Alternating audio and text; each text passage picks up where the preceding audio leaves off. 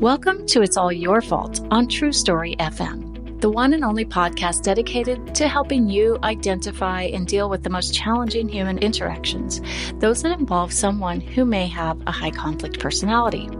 I'm Megan Hunter, and I'm here with my co-host, Bill Eddy. Hi, everybody. We are the co-founders of the High Conflict Institute in San Diego, California, where we focus on training, consulting, and educational programs and methods, all to do with high conflict. In today's episode, we're going to talk about how to help management or others see that conflict isn't always just a spat between two people, or more specifically, in some cases, between two women. Sometimes it's driven by one high conflict person. But is there a way to help others see this? But first, a couple of notes. Send your high conflict related questions to podcast@highconflictinstitute.com or through our website at highconflictinstitute.com/podcast, where you'll also find all the show notes and links.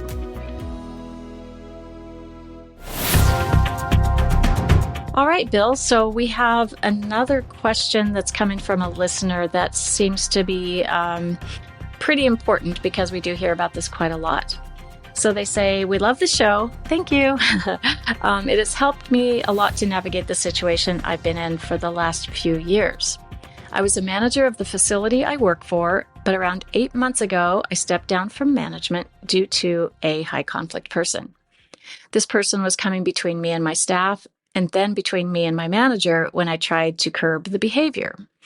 The more I tried to point out what was going on, the HCP gaslit me to my management. I took the bold move of stepping down before the HCP could succeed in getting me fired. This did open some eyes, but the issue is many of the upper management that are trying to figure out the issues seem to be stuck on the impression that this is some type of catty girl fight situation, when in reality, it is a manager that has been trying to deal with an HCP narcissist who is creating an unbelievably toxic environment. So how do I bring light to the actual issue in a boys' club that thinks the office girls are spatting?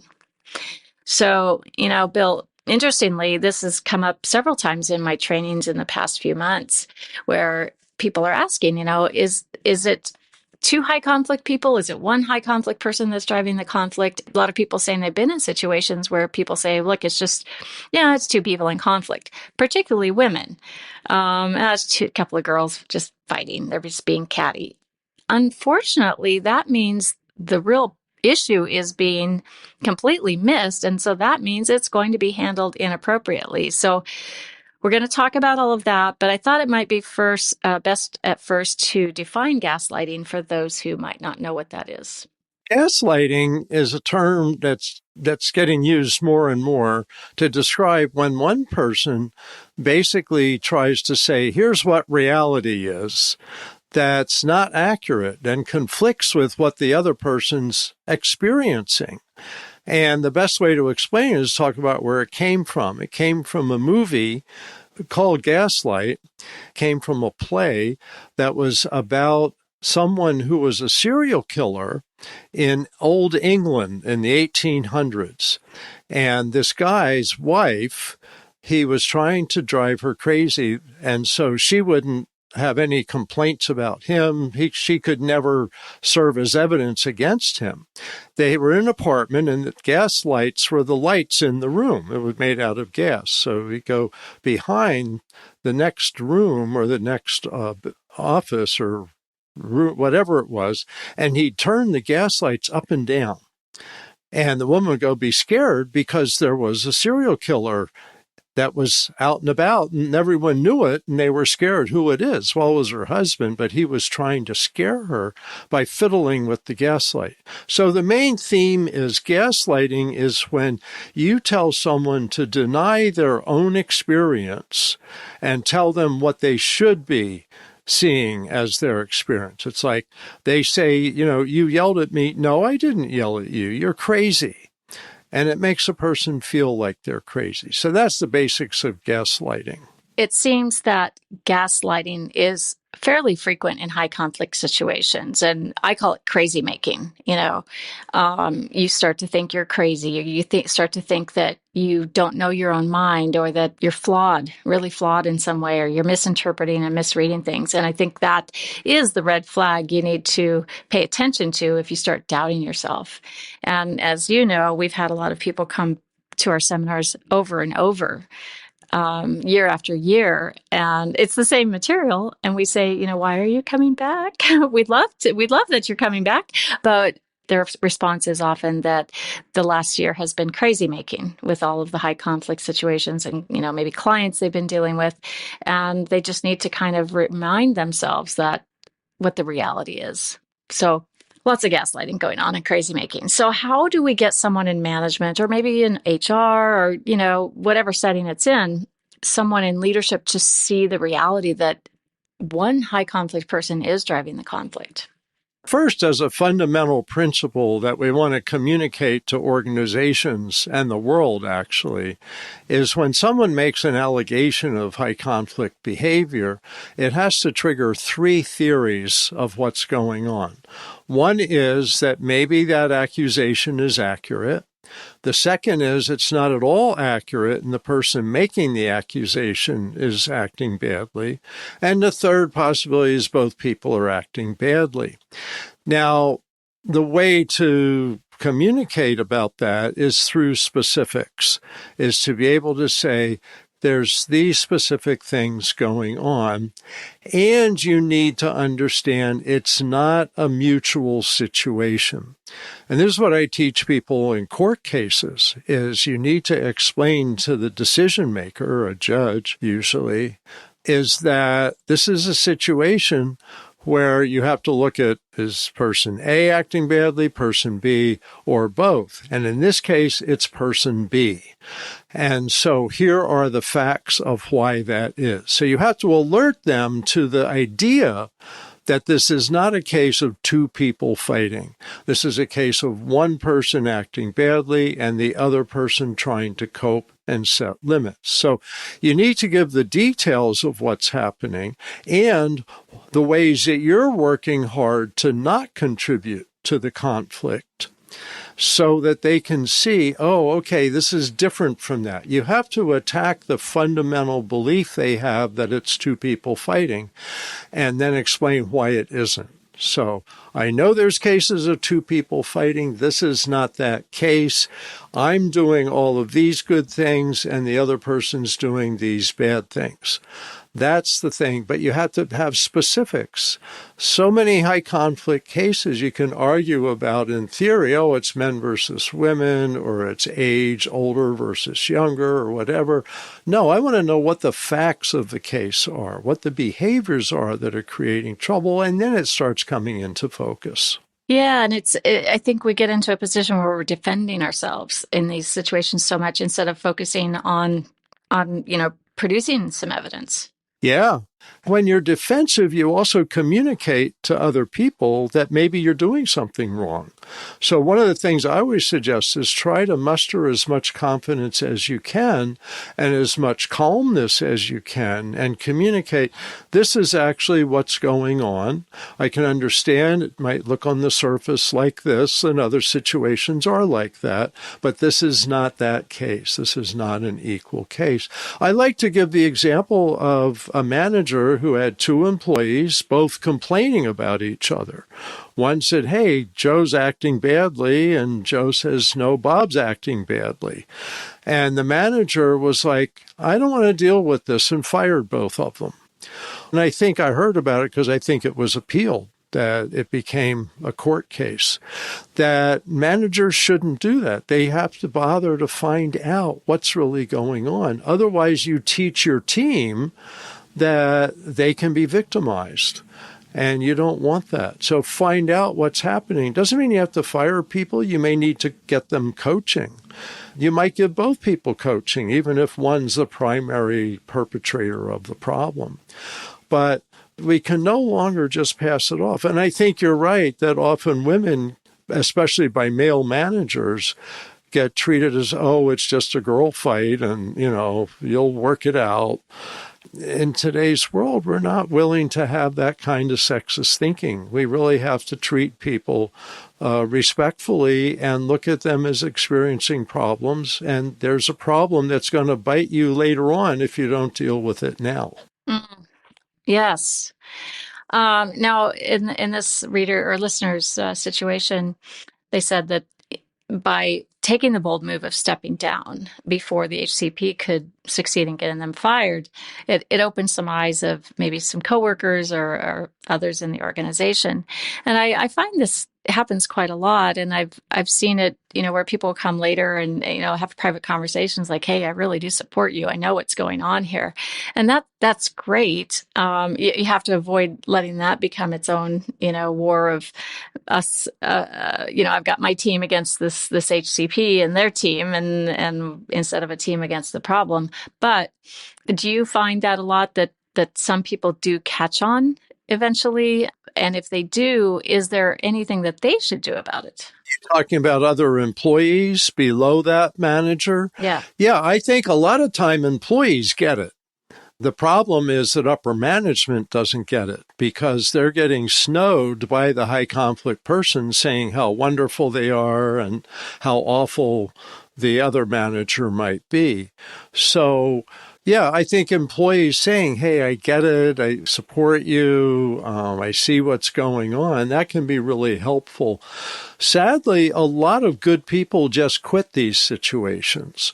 Managers, employees, they just go, I don't want to deal with this, it's not worth it. And they leave organizations and the organizations lose good people until they figure out where the problem is. That's why they should figure it out sooner rather than later. So I think with employees, sure, they see what's going on, but getting upper management to recognize that's the problem is they often don't, they brush it off, they don't want to deal with it. Interestingly, I've done trainings in Australia. We both do a lot of work in Australia. And one year I was at a conference and it was about bullying. And Australia had put in anti-bully laws that actually had some teeth in them because if an upper manager ignored a bullying problem they were aware of, they could be personally fined for that. Not as an organization, but personally. It came out of their money. And so they make it really strong. I don't know how the law is doing now. That was about 10 years ago. But I know they continue to have anti-bully laws, which we don't have in the United States, workplace bullying laws. We have sexual harassment laws, but not workplace bullying. And a lot of times it's just kind of right on the edge. But upper management needs to figure these things out and get people help and set policies and educate people about what the policy is. And not promote that person, because that's what I've seen a lot of is this bully HCP bullies their way into becoming a director or becoming, a leader of some sort in management. And it's, boy, then you really have some trouble to deal with. Yeah, and it happens more than people realize. Absolutely. So we're going to take a short break and then come back and talk about whether or not you should step down from your position in this type of situation. So we'll be right back.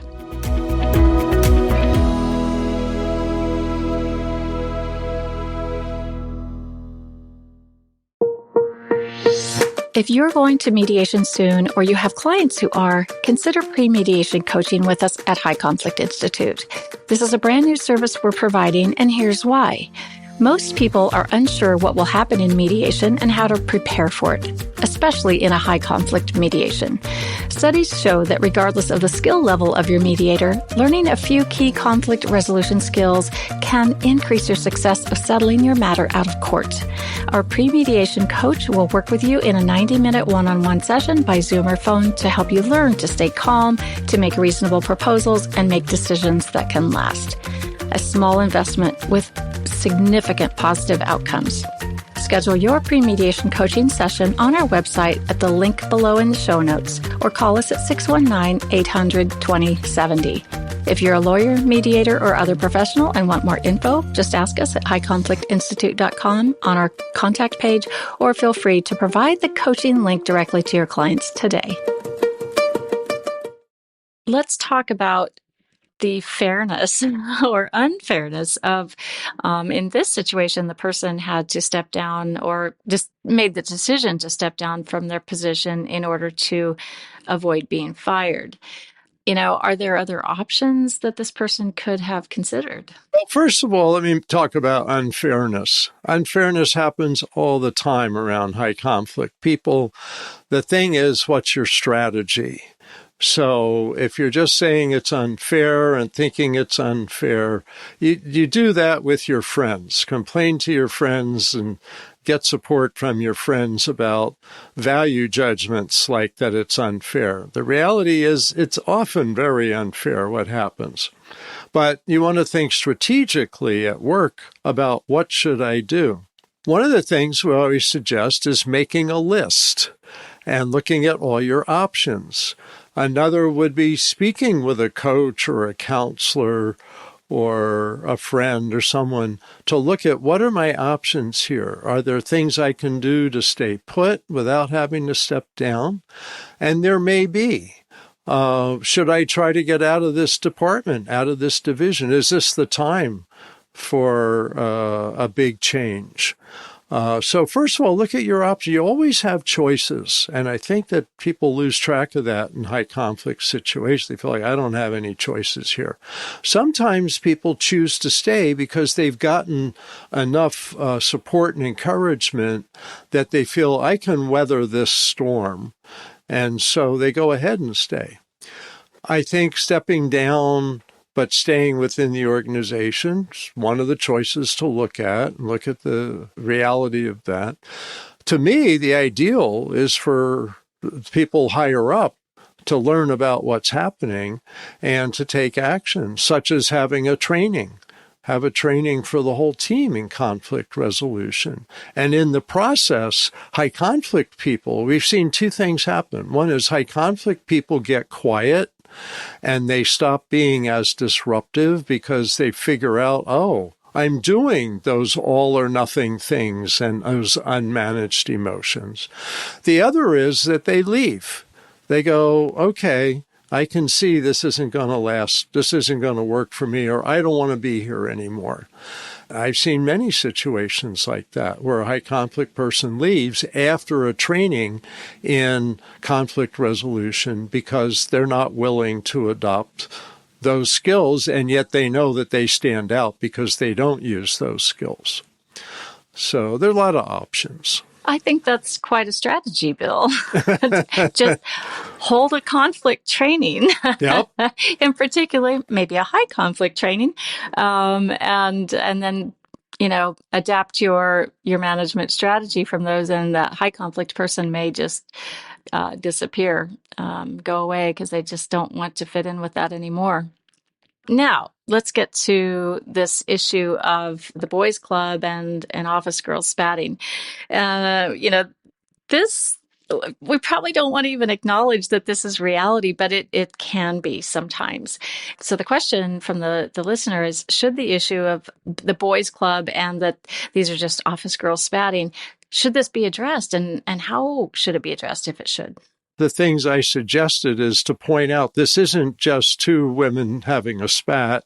This is a situation that's more serious than that. And saying that out loud to whoever decision makers are. But otherwise, in general, it's a question of choosing your battles. If the organization has a persistent problem like this, and there are organizations like this, the tech industry is well known for being a male club that it's hard for women to break into, and you hear things about things like this, and it needs to be addressed. Ideally, at an organizational level, if it's a pattern that's part of the culture, you'd want to change that culture. There may be situations where there's one person that frames things as gender focus, but the organization otherwise doesn't. And you may decide, I don't need to deal with that at all. I just need to deal with this specific situation. Concern about, does it come across as whiny or sadly to, say, complain to human resources or complain to a manager? I think that you ideally want to muster your confidence and be matter of fact and say, this is a problem. It's a problem because of A, B, and C. Here's what I'm requesting be done about it. What do you say? So that you're not feeling defensive. When you're feeling defensive, you often almost reinforce the other person being more obnoxious. It's the idea we talked about a couple podcasts ago, that you don't want to make yourself vulnerable in a high conflict situation, even though you might with reasonable people in an equal situation. Yeah, and in those moments, you might be feeling really amped up and you're feeling defensive, and then you do come across as maybe whiny or complainy or part of the problem. And it really does give a lot of oxygen to that high conflict person.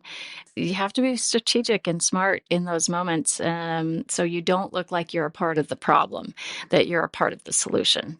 Let me add a suggestion, and that is role play with somebody, having this discussion with a manager or human resources, so that you build some confidence and have some words that you're ready to use. Because often, just going through a role play, and we've done that on Zoom. I love doing role plays on Zoom because you get facial expressions, tone of voice, and you get words. And people just gain so much confidence from having done that once for practice. They go, wow, now I know how I'm going to deal with this. Yes, very good. So I hope this has been helpful to you, our listeners. And, if you've been involved in a situation like this and picked up some good tips and strategies. So thank you for taking the time to listen to us.